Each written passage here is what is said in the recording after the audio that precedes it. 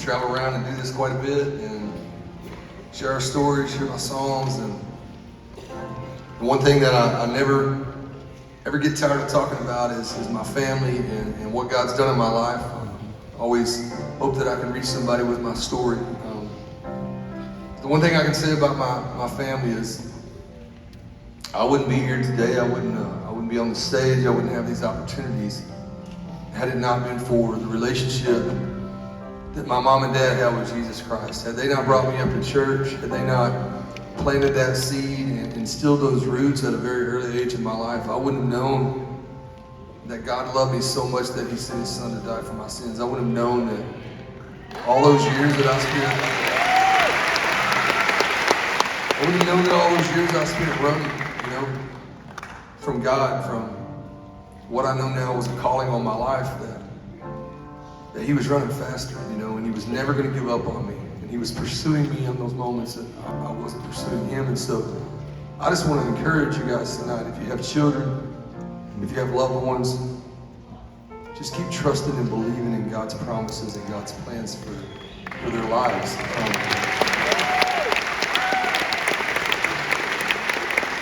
I grew up in church. My dad was a worship leader. And I'm living proof that 33-year-old prodigal children return home. So just don't quit praying. Look out every night and I see people from all walks of life. I see one thing that we all have in common is we all need Jesus. He's the one thing in our life that we need. And I see a lot of people that wouldn't be here tonight either. Wouldn't be sitting in these chairs out here had it not been for a mother's prayer, or a father's prayer, or a family member that believed that one prayer could change the course of your life. And I didn't grow up thinking I was going to play music. To be honest with you, there was a guitar growing up in my house as a kid. I would walk past it. I would see my dad's music stand. I never had any interest in it. I was into sports. I was into basketball, and I should have already retired from the NBA. Somewhere along the way, I got sidetracked, and lost track of the things that my parents had raised me to know. Junior high years, started using alcohol, and that led to drugs. And the next year, by my senior year of high school, I got in trouble for drug use, and I lost 2 Division I basketball scholarships my senior year of high school. I dropped out at Christmas break of my senior year, and I got a GED, and I went to work for my dad, who had a construction company. And I just remember thinking in that moment, at almost 18 years old, like everything that I'd worked my entire life to become was gone in just a split second. And I didn't have anybody but myself to blame for that. I had an amazing family, amazing community, support system, and I thought, man, this is it. My life is over. God still had plans for my life. A year later, I walked on to a junior college and I made the basketball team, and I got a full scholarship. And then I moved 4 hours away from home. I still hadn't learned my lesson though. As soon as the college party started, I was the first one there, last one to leave. I wanted to be that. I was that guy. I lived 110%. I wanted to be the best at everything that was going on, and so they were partying. I wanted to be the best partier, and it was just how I lived my life. The day before freshman season started, we were in practice and we were goofing off, and we were running through some plays for the next day. I didn't lace my tennis shoes up for practice that day, and a buddy of mine went up to shoot a layup, and I jumped up to block it, and I landed on his foot, and I tore all the ligaments in my ankle, and I was out for the rest of the season. And again, I thought, man, this is it. Like, I finally got my chance. Now it's gone. Well, my roommate, he had this old guitar in the corner of our apartment. And I remember the first time I picked up his guitar, I just thought, man, there was something familiar to it. And I thought, this is what I want to do for the rest of my life. And so I sat on the edge of my bed my freshman year. I put a poster on my wall that had all the guitar chords, and I sat there and I taught myself how to play guitar chords. I got good enough where I could change 3 or 4 chords, and the next semester I took a creative writing class, and I started writing poetry. And I hope maybe my college creative writing teacher's not here tonight, but if you are, I'm sorry. But I got behind 1 week on some projects, and I turned in a Creed song. And either he was a fan or had no idea who Creed was, because I got an A on that. But it got me to thinking, hey, I can turn in poems and stuff like that and turn them into songs, because that's really all it was. So I started writing songs. I thought, man, if I can get good enough at writing music and playing guitar, I could be a rock star, because I already had the party thing down. And so, for the next 15 years of my life, I created this guy that I tried to be everywhere I went. And I never turned that guy off. It was just who I was. And I lived in excess and to the extreme every day with no regard of what was going to happen or where I was going to be. And I carried that into my marriage, into being a husband and a father, and to being a son and a friend. And I, for a long time, just wasn't a good person. I was arrogant. I didn't want to change. I just wasn't a good guy. My wife put up with a lot of it. My family put up with a lot of it. My dad and me worked together. And my dad would always, my dad was one of those guys that he was just a big gentle giant. He was always there for a conversation. There was never any ultimatums or, if you don't do this, we're doing that. It was always out of love. And for a number of years, I abused the grace of my family. My dad would pay me when I didn't show up for work. Some days I come in hungover, he would send me home, he'd still pay me. But the days that I was there and he knew I was struggling, because he had lived that life too, we would sit on these job sites and he would tell me about Jesus and how he was the only answer. He would say, Zach, I know you don't want to hear this right now, but the only answer I have for you, son, is Jesus. And I remember in 2012, I was leaving to go to Europe for the summer to play music. My wife came to me, we had 3 children, and she was pregnant with our daughter. She said, Zach, I don't know how much longer we can do this. She was like, we can't keep doing this. Like, if you don't make some changes for us, for your family, we're not sticking around. Like, I'm not gonna raise my kids like this. You're gonna end up killing yourself. Like, I didn't want somebody else raising my family. I didn't want to lose my wife and kids. I wanted to change. So I started thinking about this Jesus that my dad and my mom were always talking about. And I said, God, if you're real, and you're who you say you are, if you can prove it, I'll walk away from everything that I've done here. And I left for Europe for the summer for a month. And about 2 weeks into that tour, we were driving across Spain one day. We were in a Sprinter bus. And I had headphones on and I was reading a book, and I was just staring out the window, and I turned around and all the guys in the van were asleep. I pulled my headphones off and I closed my book, and I was just staring out the window of the bus as we were driving down the highway. And the guy driving our bus was scanning radio stations up in the front. But out of nowhere, I hear this song called Redeemed by Big Daddy Weave come across the radio. And I was just absolutely I was just like, I know this is not a coincidence, It was just that God-ordained moment. And I heard these lyrics, and I went to the hotel room and I listened to the song over and over. And out of that moment, I realized all my life growing up as a kid in church, I had missed it. I totally missed it. I had this other idea of who I thought God was, of this vision or version of God. And I thought God just sat on his throne all day, with his arms crossed, just kind of shaking his head at everything that Zack did wrong, I didn't understand how much he loved me. I didn't understand that he saw me in a way that I'll never see myself. The same way he sees each and every one of us in this room. I called Crystal, I said, hey, I'm done. I'm coming home. I'm canceling my shows, quitting my band. And she was like, well, you didn't say I'm done last night. I was like, trust me. I had a come to Jesus meeting. I was like, I'm done. And I came home from that tour. I gave my life to the Lord in the floor of our closet on June 10th of 2012.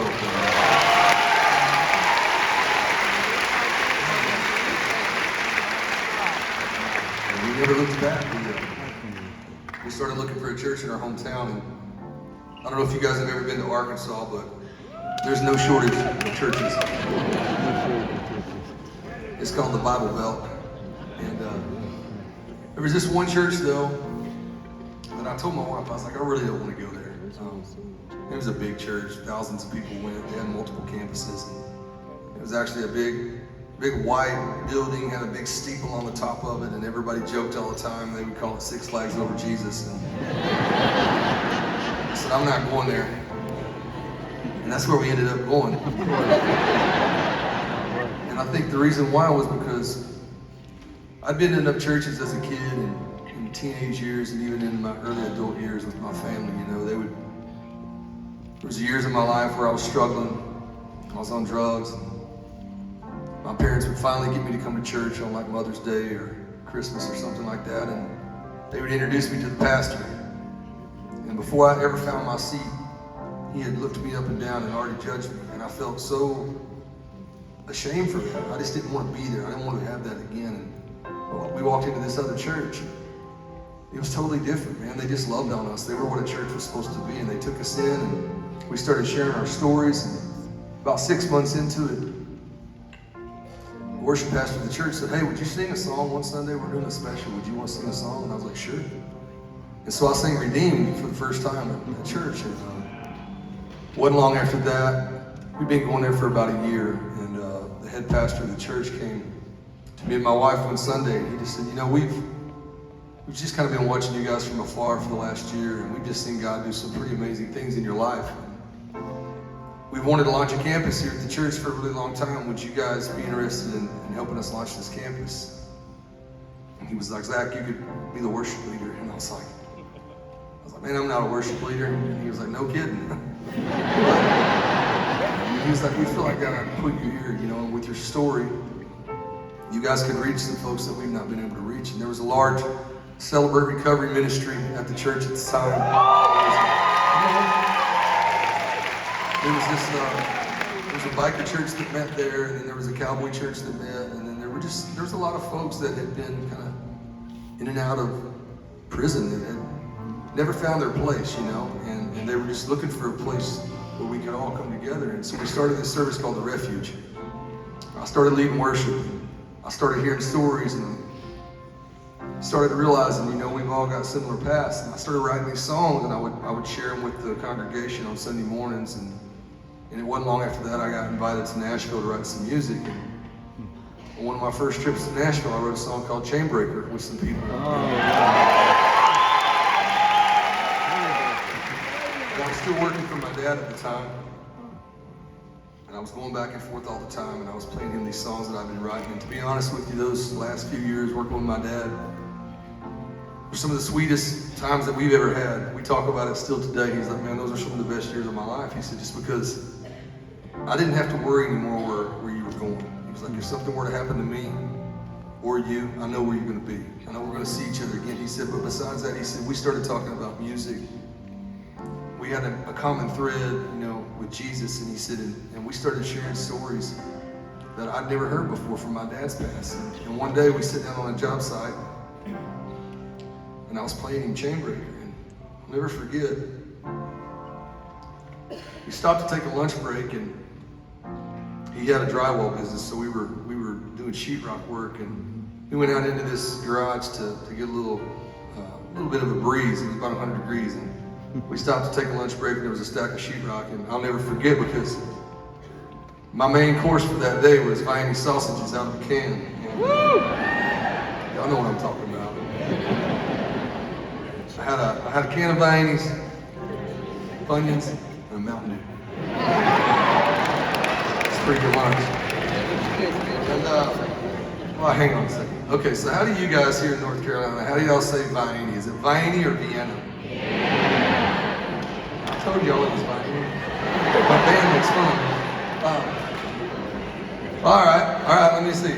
Show of hands who's done this. I didn't have a fork that day. I just grabbed a 16-penny nail off the carport. I just started stabbing those things. We got some rednecks here, I knew. Anyway, it got really serious after that. My dad, as we're sitting there taking a lunch break, he looks at me, he says, I got to tell you something. I've never shared with you before. I was like, all right. He said, you know, me and your mom, we met when we were in like 8th grade. We started dating. He said, we got married right out of high school. He said, we were too young. He said, then we started running around with our friends. We kind of got mixed up in the party life for the next several years. He said, it got time to start a family, and I wasn't ready to stop the party. He said, me and your mom separated for several months. And he said, while we were split up, he said, I found the Lord, and he brought me and your mom back together. And he said, he restored our marriage, and we made a promise that if we would ever to have children, we would raise them in church and teach them to know Jesus. And he said, we just thought at that time in our life, the best thing to do would be just to kind of move away from some of the things that we had been involved in and people we'd been around and start a new life. And my dad had decided he wanted to go to Bible college. So they moved to Pensacola, Florida, and my dad started going to school down there. And then a couple of years later, I was born, and he said they had decided they were going to have me dedicated one Sunday morning at church. And so he said, we got all ready to go to church and had you ready. And he said that morning we were walking down to the front of the church to meet the pastor. And he said, you just started screaming and hollering. You were getting loud. He said, out of nowhere, the pastor just said, man, it sounds like Zack's got a strong set of lungs. He'll probably be a singer one day. And everybody had a laugh about it. And my dad said, and then the preacher got really serious. And he said, he looked at me and your mother and he said, this child will be a voice for his generation.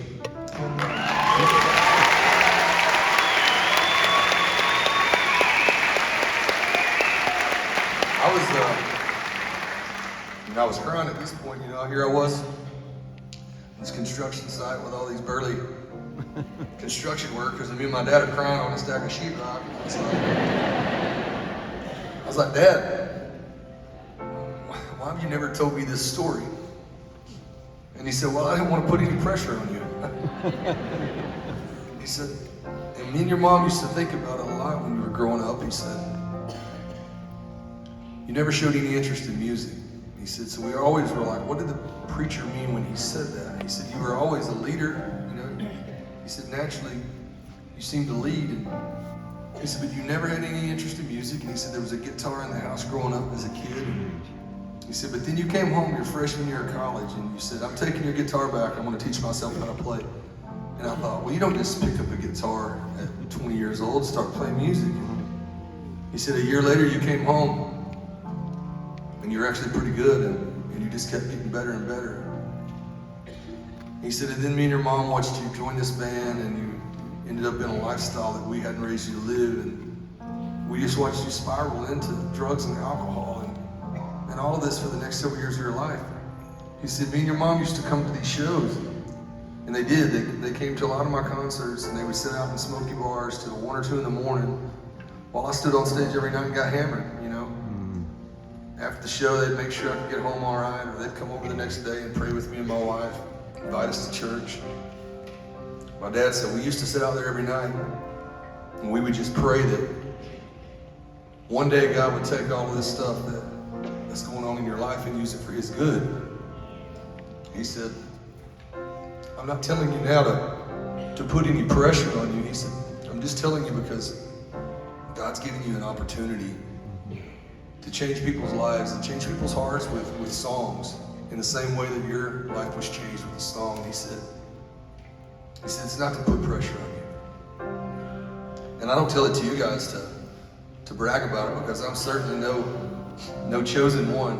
If I'm being honest with you, I struggle with it because I know I don't deserve it. And I know if I spend the rest of my life on stages talking about Jesus, it will still never be enough, because I know what I lived and what I did before. But I also know that God uses broken people to do good things. Look back in Scripture, and I can see all the people that he called on to go do his work, you know. And if you're looking back, none of those people were qualified.